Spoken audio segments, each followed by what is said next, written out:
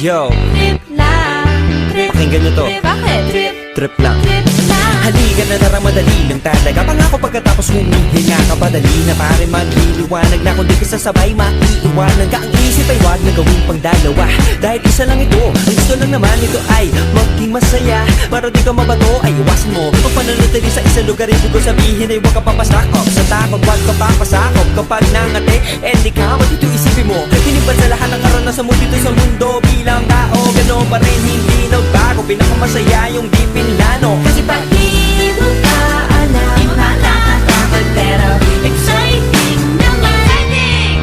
Yeah! Sumabay lang si Batman ang bahala. Oras na subukan ang di pa nagagawa. Minsan lang kaya magpakaligaya. Mag-enjoy, magsaya, walang mawawala. Trip, trip, trip, trip lang.